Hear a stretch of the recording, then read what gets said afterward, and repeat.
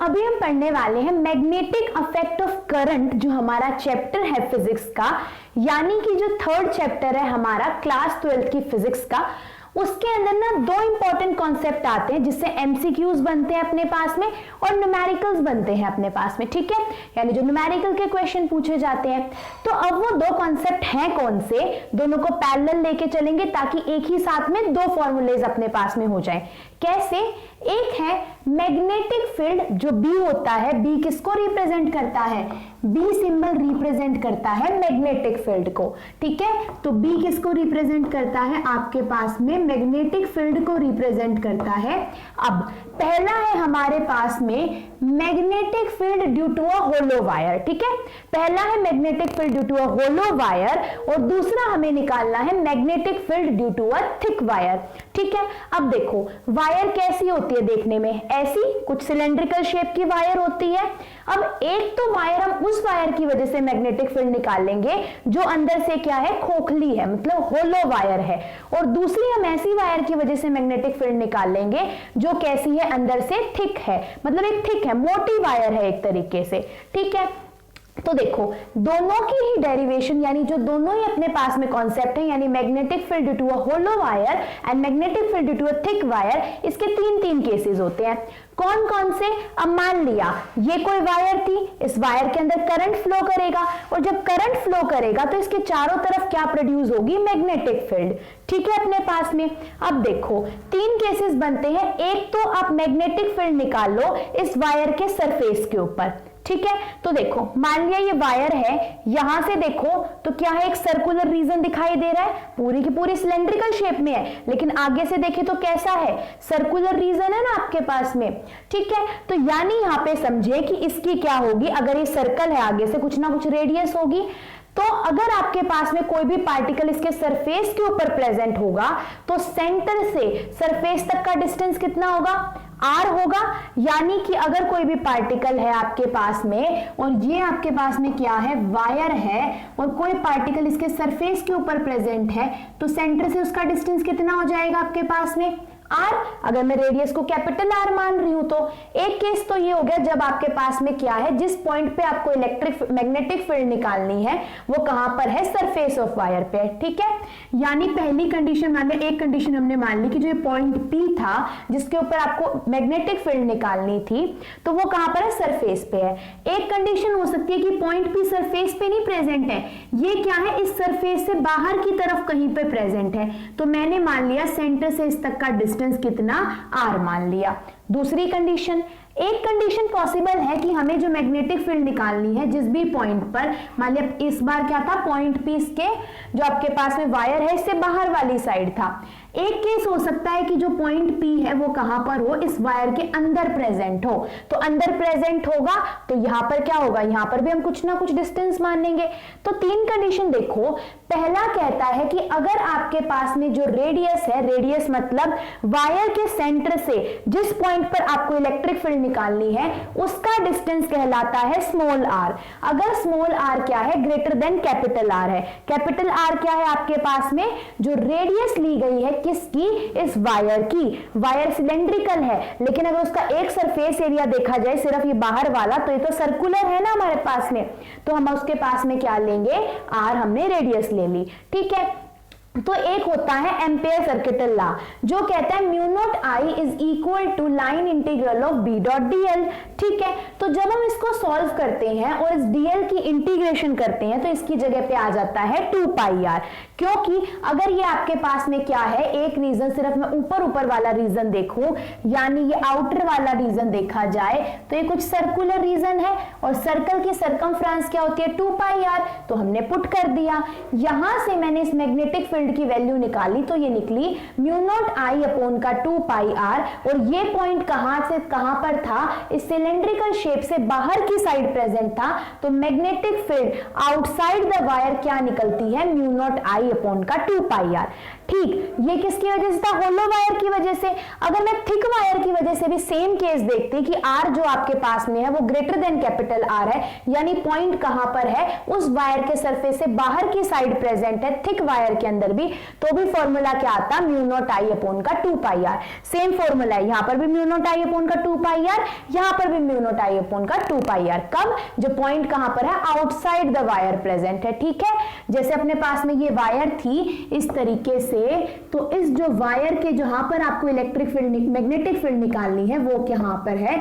इस जो आपके पास में जो सिलेंड्रिकल शेप है इससे आउटसाइड प्रेजेंट है। ठीक है, दूसरा केस है कि अगर ये पॉइंट इसके सरफेस पे प्रेजेंट होता तो भी अगर थिक वायर हो या फिर होलो वायर हो, सेम ही फॉर्मूला आता है, और वो फॉर्मूला होता है B is equal to mu naught I upon का 2 पाई आर। सिर्फ स्मॉल आर की जगह पे क्या आ गया? कैपिटल आर, क्योंकि हमें पता था कि यहां पर देखो, अब इस वाले केस में भी वैसे तो क्या होता कि अगर मैं P पॉइंट इस सरफेस पे मान रही हूं, लेकिन यहां पर जो R डिस्टेंस है वो तो ऑलरेडी कैपिटल R के बराबर है, यानी R कैपिटल R के बराबर था तो मैंने पुट कर दिया। तीसरे केस में डिफरेंस आता है कि जब पॉइंट इस वायर के अंदर प्रेजेंट है, तो अगर वो होलो वायर है, तो अगर पॉइंट उस वायर के इनसाइड प्रेजेंट है, यानी कि उस पॉइंट का जो डिस्टेंस है वो कैपिटल आर से कम है, तो मैग्नेटिक फील्ड हो जाती है 0। यानी कि magnetic field due to a hollow wire inside अगर निकाली जाए तो उसकी वैल्यू क्या आती है? 0। किसके अंदर? होलो वायर के अंदर। लेकिन वहीं पर अगर मैं थिक वायर की बात करूं और यहां पर आपका पॉइंट क्या है? जो आर है उसका डिस्टेंस क्या है? कैपिटल आर से कम है, तो वहां पर मैग्नेटिक फील्ड होगी। किसके अंदर? थिक वायर के अंदर। अगर आपका पॉइंट इनसाइड है वायर के तो वहां पर मैग्नेटिक फील्ड होगी, लेकिन होलो वायर की वजह से इनसाइड मैग्नेटिक फील्ड नहीं होती है। ठीक है, तो अब देखो, वैसे तो डायरेक्ट फॉर्मूला अपना ये होता है, अगर इनसाइड मैग्नेटिक फील्ड निकालनी है, म्यू नॉट आई अपॉन में 2 पाई कैपिटल आर इनटू में स्मॉल आर अपॉन में कैपिटल आर। ये फॉर्मूला होता है अपने पास में। अगर ऊपर की साइड लिखूं तो ये कुछ ऐसा फॉर्मूला है, म्यू नॉट आई अपॉन का 2 पाई आर और आर अपॉन का कैपिटल आर। चाहो तो नीचे आर स्क्वायर भी कर सकते हो, यानी कि म्यू नॉट आई इंटू में आर अपॉन का 2 पाई कैपिटल आर का स्क्वायर, ऐसे भी लिख सकते हैं। ये अपने पास में फॉर्मूला है किसका? जब मैग्नेटिक फील्ड इनसाइड हो, किसके अंदर? थिक वायर के। पर ये फॉर्मूला आता कैसे अगर कोई पूछ ले तो देखो, पाई आर स्क्वायर, सर्कल का एरिया कितना होता है? पाई आर स्क्वायर। तो पूरे के पूरे पाई आर स्क्वायर के अंदर आई करंट फ्लो कर रहा था। मान लिया अगर ये आपके पास में थिक वायर थी तो इस पूरी की पूरी वायर के अंदर से कितना करंट फ्लो कर रहा था? आई। लेकिन हम पूरी वायर को नहीं देखते, सिर्फ एक क्रॉस सेक्शन को देखते हैं, और एक क्रॉस सेक्शन तो सर्कल है अपने पास में, तो सर्कल का एरिया हो गया पाई आर स्क्वायर। तो पाई आर स्क्वायर में आई करंट फ्लो कर रहा था, लेकिन मुझे तो कितना निकालना है? अब ये पॉइंट तो इनसाइड प्रेजेंट है, इस पूरे के अंदर आई करंट था, लेकिन मुझे तो इसके अंदर कोई पॉइंट प्रेजेंट है, उसमें तो करंट अलग आएगा। ऐसे समझ के चलो कि यहां पर अगर मैं ड्रॉ करूं कि इस पूरे की पूरी जो थिक वायर थी इसके अंदर आई करंट था, लेकिन अगर वो पॉइंट अब इसके इनसाइड प्रेजेंट है, तो यानी क्या हो गया? ये एरिया घट नहीं जाएगा, अपने पास में घट जाएगा ना। तो यहाँ पे अगर मैं 1 यूनिट के हिसाब से निकालूं तो आई अपॉन में pi capital R square area आ गया। मुझे कितने के लिए निकालना है? पाई स्मॉल आर स्क्वायर के लिए। और आर पॉइंट अब कहां पर प्रेजेंट है? इनसाइड प्रेजेंट है इस सॉलिड वायर के, यानी कि थिक वायर के, सॉलिड वायर नहीं। तो यहां पर क्या निकल जाएगा? इसके लिए करंट कितना आ जाएगा? ये 1 यूनिट के लिए आया था, तो पाई आर स्क्वायर वाले एरिया के लिए पाई आर स्क्वायर से मल्टीप्लाई कर देंगे, तो यानी नए करंट की वैल्यू क्या आ गई? आई आर स्क्वायर अपॉन में कैपिटल आर। और इस वाले फॉर्मूले के अंदर मुझे क्या करना है? आई की जगह पे जब मैंने ये वाली वैल्यू पुट करी, देखो म्यू नॉट, अब यहां पर क्या आता? आई डैश आता।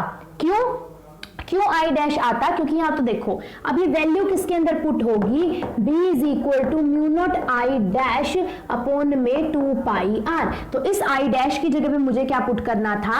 आई आर स्क्वायर अपॉन में कैपिटल आर स्क्वायर। तो एक आर से तो आर कट गया और क्या बच गया? म्यू नॉट आई अपॉन में 2 pi capital R, R into का आर। तो ये चीज समझ में आई कि ऐसा क्यों आता है? हमें तो नेट फॉर्मूला याद रखना, और वो फॉर्मूला क्या होता है? ये वाला होता है। ठीक है। अब दोनों के लिए ना एक एक ग्राफ और आता है अपने पास में, ठीक है। ये चीज मैंने समझा दी कि भाई ऐसा क्यों हुआ होगा अपने पास में।